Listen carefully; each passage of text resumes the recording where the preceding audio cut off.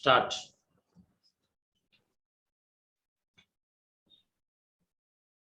In replying to the discussion on the demand for grant relating to motor vehicles, the Honorable Minister said, Mr. Speaker, sir, the speeches made by the Honorable members confirm the need for this demand.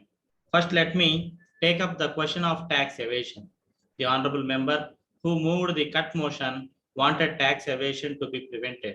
She said that tax evasion had become a scandal and she cited instances from Salem and other districts. It only confirms the need for having a flying police squad. I may inform the House that this squad was appointed only 6 months back for detecting cases of tax evasion, but it does not stop there. I would like to point out that it also deals with cases of irregularities such as overloading, flying vehicles without efficient brakes, overspeeding, etc. In addition to the flying squad, there are the road transport officers, motor vehicle inspectors, and police officers who check these motor vehicles. It is a pity that, in spite of this, it is said that there is tax evasion and it is necessary that this should not happen. They must take effective steps to prevent this tax evasion, and that is why the department is very anxious to see that adequate staff is provided so that the people of the state may not lose their income. Secondly, I shall deal with the overcrowding of buses. An honorable member raised some questions about overcrowding. He said that there was overcrowding because there was not adequate number of vehicles plying on various routes. In this connection, he also classified some of the bus owners as bus barons. I do not know whether he called them so because they owned buses. Whatever it is, the honorable member wanted that this monopoly must be broken. It has been the policy of this government to see that as far as possible, this monopoly does not exist.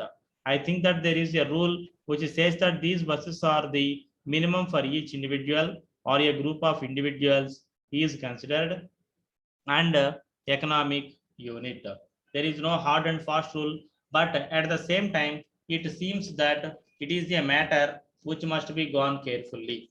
I am sure that the House, that the government will certainly go into various suggestions made by honorable members about this monopoly. I myself felt when I was going on my election tour that there was need for additional buses because I saw that the buses were full and cramped. But that is a matter to be decided by the local authority.